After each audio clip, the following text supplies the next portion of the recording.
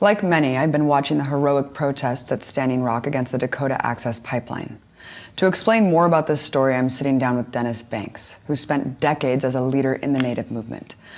Dennis is from Leech Lake Indian Reservation in Minnesota. In 1968, he and his colleagues founded the American Indian Movement, known as AIM. He's led countless actions for Native rights, including the takeover and occupation of Alcatraz Island. And we'll get to that in a second, but first, Dennis, you've been off and on for about 10 weeks at Standing Rock, integrated with the community there. Paint the picture for us. Describe the scene for those that haven't seen the videos or been there themselves. It felt good for me to be there, but it felt better because of what I was seeing. And I've seen gatherings over the years, but this was a gathering that had, it had a different purpose. They were bringing their tribal flags. During the first 2 or 3 weeks, I saw the one flag go up. I sensed a much stronger nation, a much stronger nationhood forming. And this is what I felt was beautiful. I have not seen this kind of gathering and bringing in support. I have never seen it in my entire life. Wounded Knee was one kind of action, but it was nothing in terms of people coming together.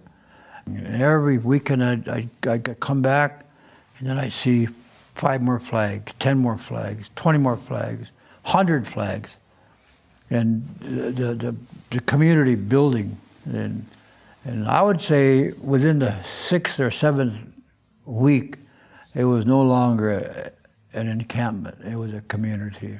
Now we had about 4,000 people there, but it reached a peak by Labor Day weekend of 10,000 people. Just seeing all of this develop, it made me feel like we needed Standing Rock. And the American Indian movement needed it. Why didn't this happen years ago? Why didn't we as Native people band together before like this? But it seems to me that need was needed U.S.-wide. This is incredible. It's such a fascinating evolution, how it's grown, and so many people are coming to support it. I mean, I think now there's up to 300 indigenous tribes represented there, Dennis. Yes.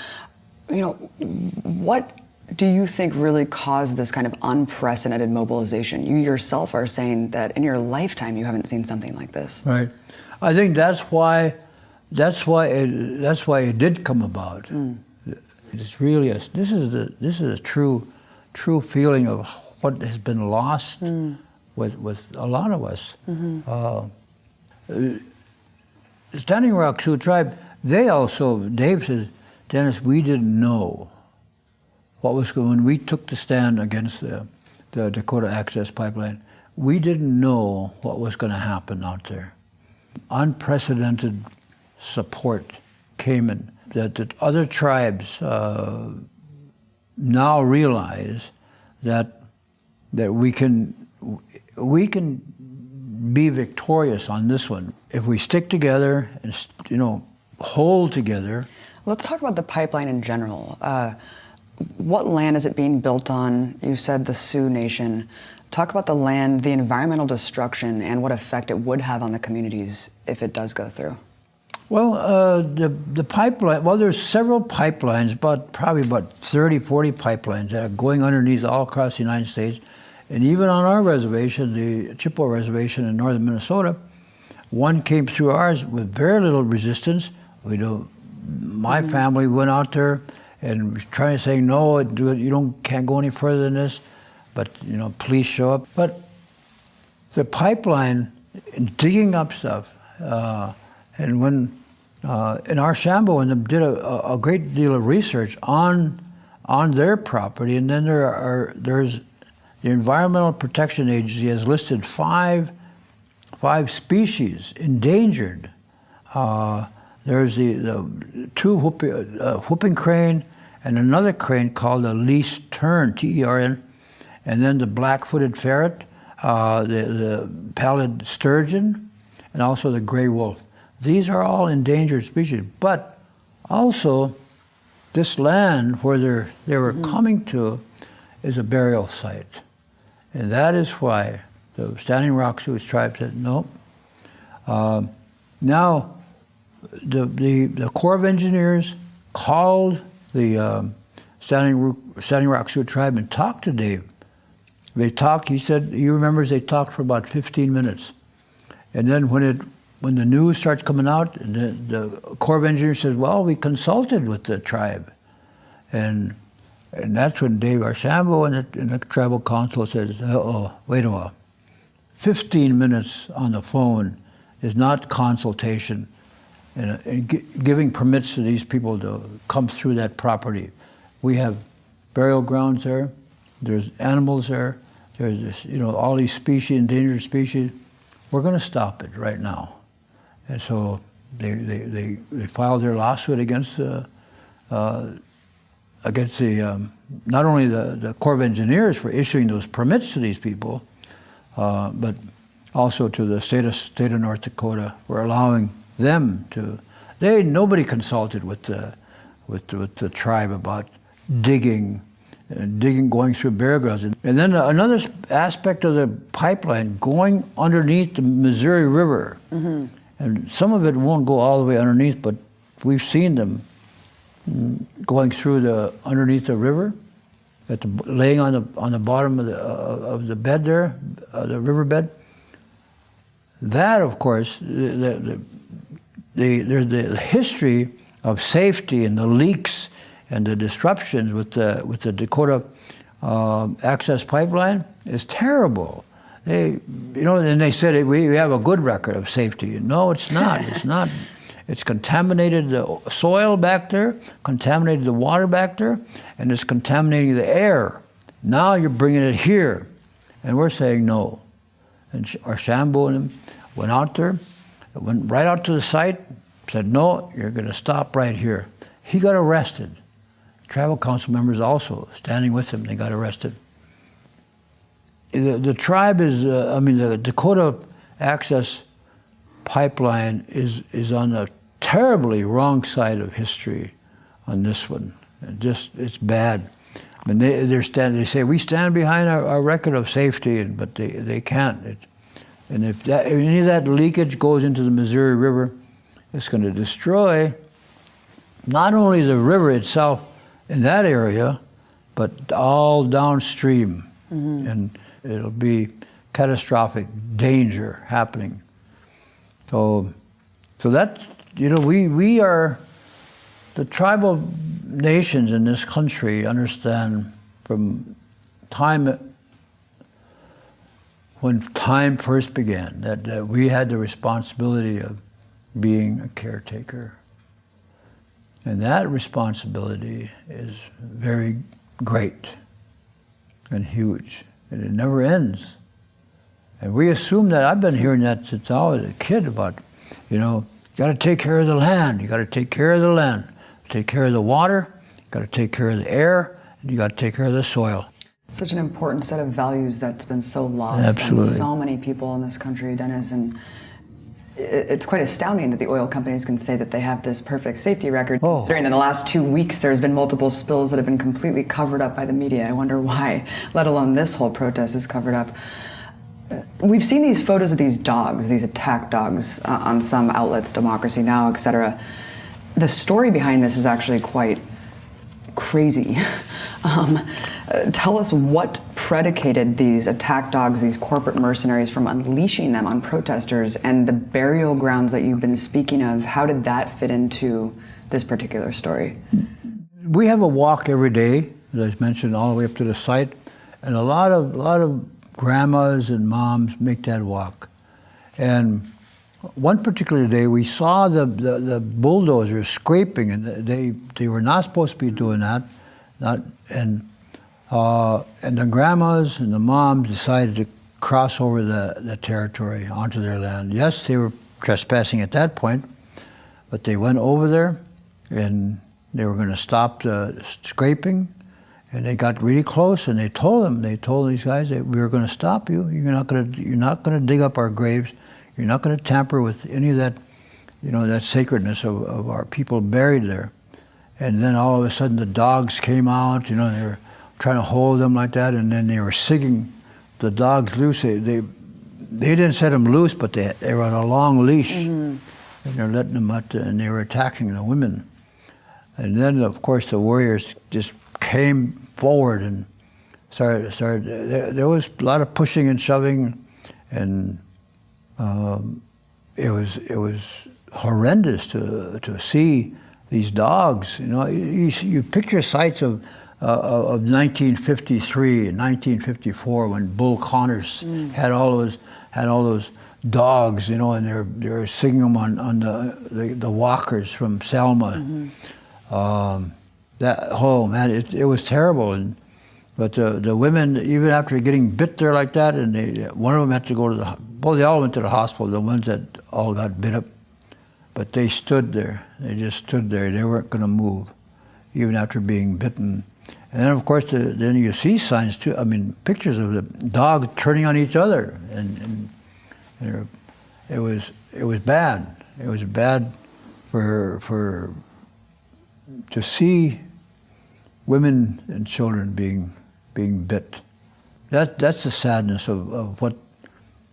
But the pipeline struggle goes on. I mean, we will continue to battle them in court,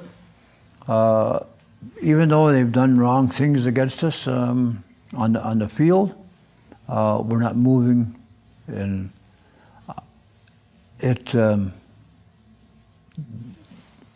I thought after the dogs they were going to bring the guns, and I'm sure that the security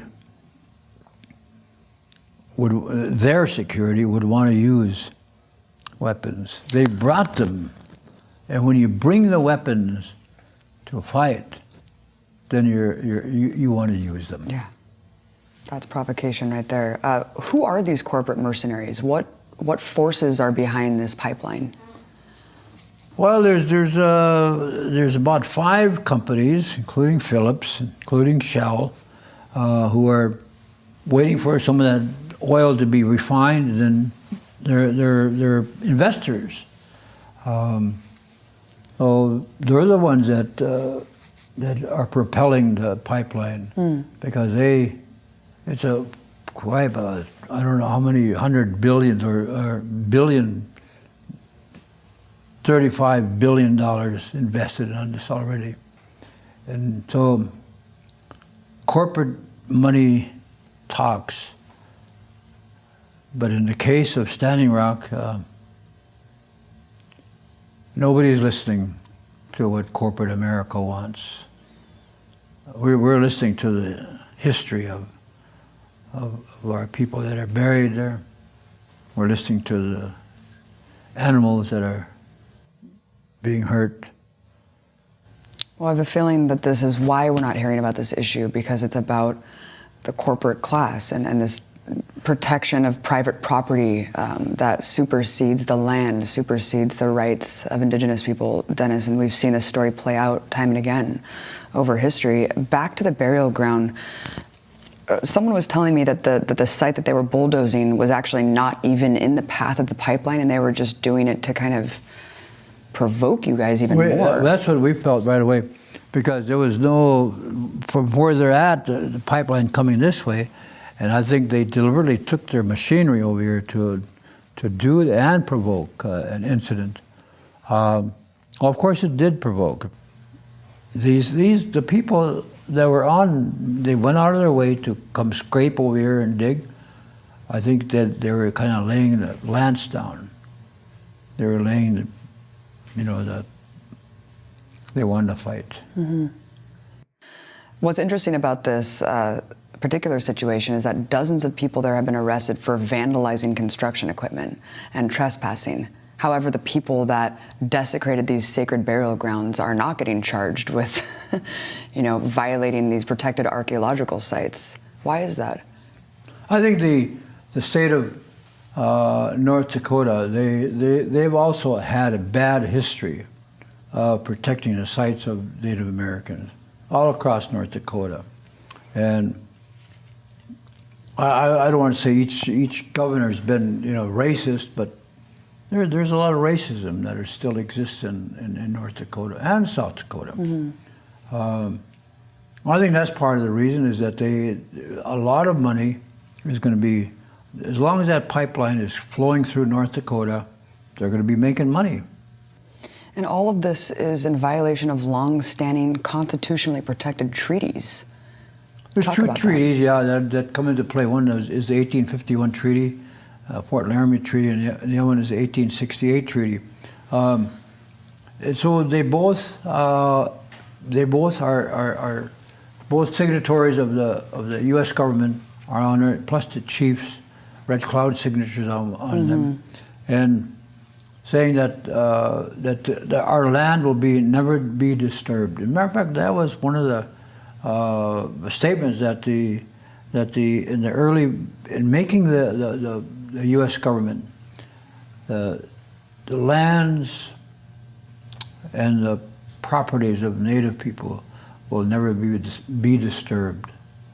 It seems like where reservations were picked to be located are kind of just one giant sacrifice zone where there's really no ability. It seems like they're all very desolate, some out in the middle of the desert, some out in the middle of North Dakota, South Dakota, with not very much ability to have self-sustenance as a community, almost designed to keep these people on the pockets of society, marginalized as much as possible, so then they can be used and exploited time and again.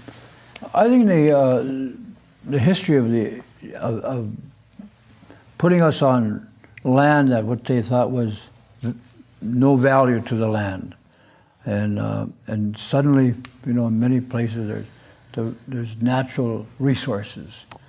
In our territory, it's the timber, huge resources, huge amount of land in our reservation, which was 60 miles by 40 miles deep.